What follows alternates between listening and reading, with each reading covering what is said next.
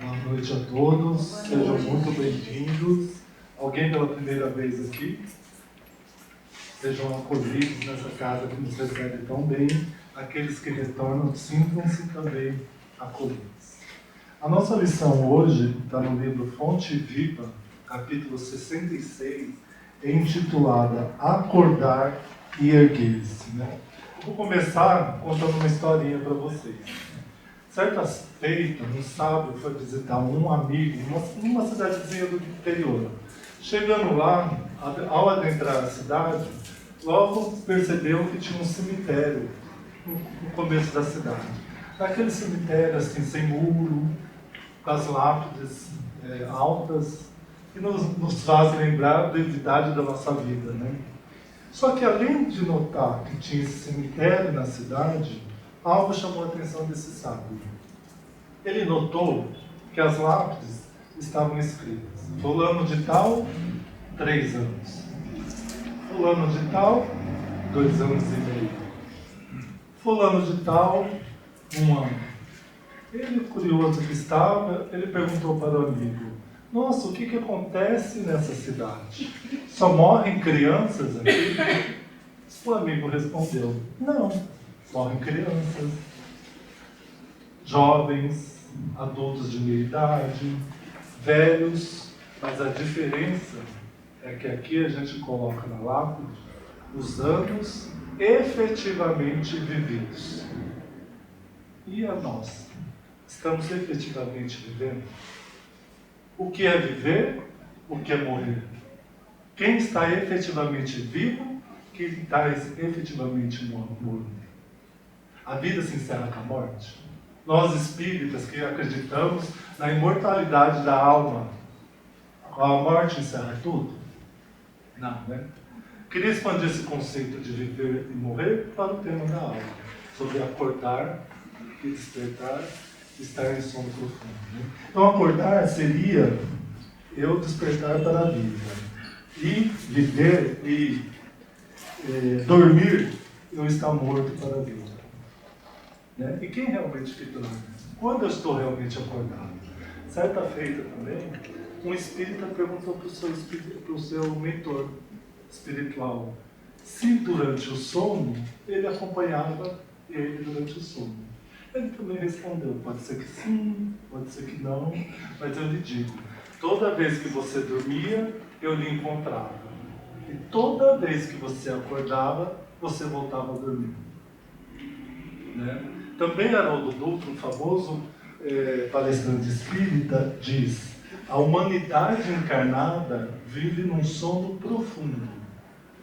Ela dorme enquanto está encarnada, para acordar, para despertar após a morte, não aproveitando muitas vezes a divina experiência da reencarnação.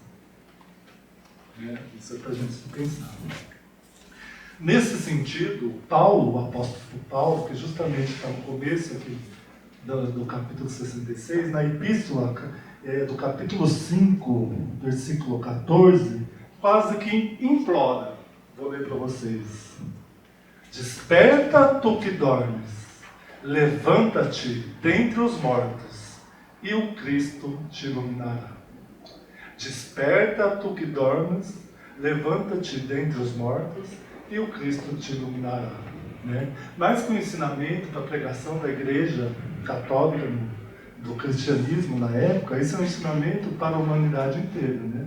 Ele continua na epístola: tenham cuidado com a maneira como vocês vivem, não sejam como os insensatos, mas como os sábios, aproveitando ao máximo cada oportunidade. Procurem compreender qual é a vontade do Senhor.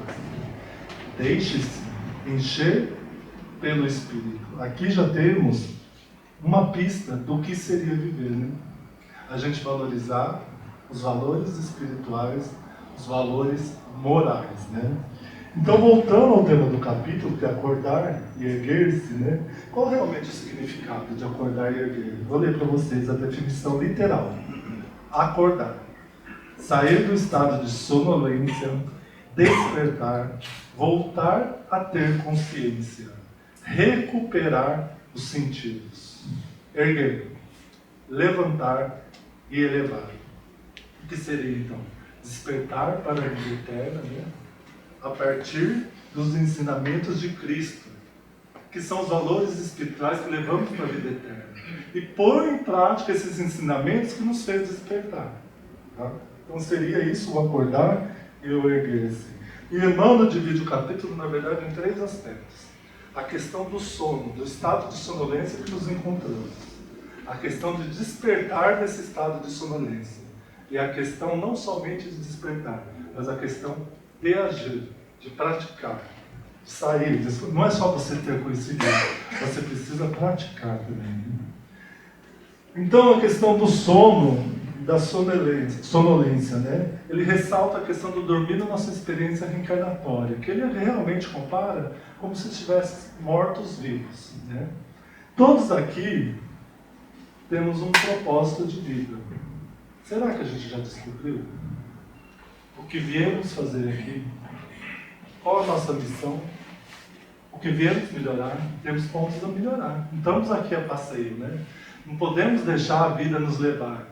Inclusive, essa semana eu vi nas redes sociais que uma senhora estava processando o Zeca Pagodinho por ter deixado a vida levar, e ela já não sabia mais onde ela estava. Eu estou brincando, mas isso acontece. Muita gente, muitas vezes, a gente não sabe onde a gente está, o que viemos aqui. Como que vamos fazer? Primeiro orando, né? Pedindo ao Senhor que nos ilumine. Ele vai dar, aqui no próprio capítulo fala aqui, desperta que Jesus o iluminará. Ele vai te iluminar, né? Então, todo mundo tem um propósito. Todos viemos aqui para progredir, a lei do progresso. A gente progride. E assim, não só progride sozinho, viemos morar aqui em sociedade. Então temos que progredir não somente nós, mas também aqueles que vivem em torno da gente, né? E ele fala aqui no capítulo também que tudo na vida progride, inclusive a natureza, né? Ele dá vários exemplos aqui da natureza. O problema é que quando tudo progride e a gente continua parado. Esse é o problema, né? E muitas das vezes a gente não tem nem noção disso. E a gente está parado. E Emmanuel continua: toda reencarnação deve ser uma experiência digna da imortalidade da alma, que nos leve à evolução, ao caminho de Jesus, ao caminho da perfeição. O que seriam essas experiências dignas da imortalidade da alma? Aquela que busca o burilamento da nossa alma, do nosso ser espiritual, do desenvolvimento dos valores morais, né? Continuando, mas o que acontece? Por que as coisas às vezes não dão certo, né? Tem problemas no caminho, né? Por quê? Porque a gente confunde instrumento com finalidade. Tudo o que é palpável, que é material, é instrumento. E deve servir para o nosso burilamento espiritual, para o nosso desenvolvimento. Se possível, o nosso desenvolvimento pessoal, mas também naqueles entornos da volta da gente, vida em sociedade. É instrumento. Ninguém veio aqui com a finalidade de só construir um patrimônio material. Esse não é a sua finalidade. Vou falar para vocês por quê. A gente nasceu sem nada e com nada partiremos. Tem uma notícia triste para vocês. Todos aqui nesse auditório vão morrer. Não sei qual. Mas não. E outra coisa, não vão levar nada. Não vão levar nada. Então, como que eu vou me apegar à finalidade, à missão da minha vida, o propósito da minha vida, ser alguma coisa material? Não é muito pouco, gente. A gente vai ser, ou a gente aprende por amor, ou a gente aprende por dor. Quando a dor bater, a gente vai talvez descobrir a nossa missão. Né? O que mais que temos aqui? Razão.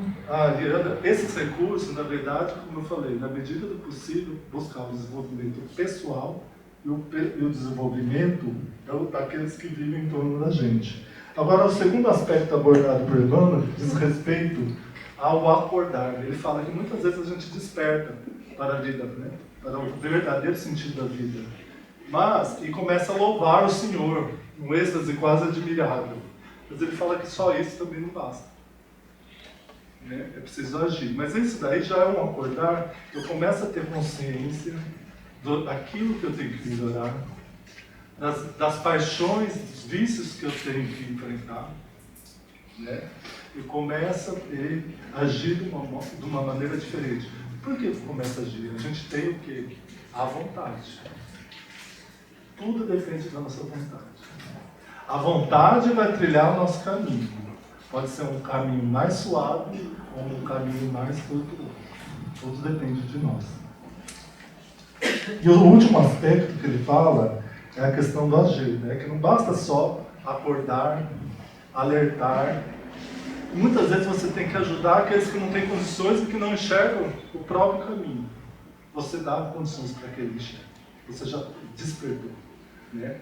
E ele fala assim, que a questão de você dar um remédio ou um instrumento para alguém que você está ensinando, se você não der o devido preparo, é como se você cobrar de um aluno que você não ensinou a ler. Entendeu? Você não deu aquele entendimento necessário para aquele aluno e você está cobrando o resultado. Né? E a questão do agir tem uma coisa bem interessante aqui, até coisa pessoal até, que a gente fala assim às vezes, principalmente... Oi? Principalmente a gente espírita, que frequenta uma casa espírita. A gente acha que por frequentar a casa espírita a gente está livre do sofrimento, a gente está livre das dificuldades. Né? E a gente fala assim, mas como que isso aconteceu comigo? Eu frequento uma casa espírita, eu busco minha espiritualidade. Será que a gente está buscando mesmo? Será que a gente não parou só no despertar e a gente está esquecendo de agir? Na primeira oportunidade, a gente esquece de agir. Eu sou espírita aqui no centro espírita, eu sou maravilhoso. Todo mundo gosta de mim, não sei o quê. Mas a hora que eu saio daquela porta, eu estou pondo em prática o que eu aprendi aqui. Eu venho toda semana tomar um passe e continuo igual a semana que eu passei. Se vocês estão fazendo isso, não adianta nenhum, gente. A gente não está progredindo. A gente tem que melhorar. A gente está aqui para evoluir. Tá? Então seria isso. E Emmanuel termina com o quê? Falando exatamente. Acordemos para a vida superior. Levantemos na execução das boas obras. Que o Senhor nos ajudará. Para que possamos ajudar os outros. Que possamos despertar para a vida e acordar para a verdadeira vida, a vida espiritual, a vida moral. Para que quando chegar lá no fim, o nosso mestre nos indagar e falar, filho, da onde vem tanta luz? Agradecido que somos, nós vamos falar, pai, foram os momentos de dificuldade que nos fizeram mais forte e que nos fizeram chegar um pouquinho mais perto de ti. Muito obrigado, fique com Deus e está sempre comigo.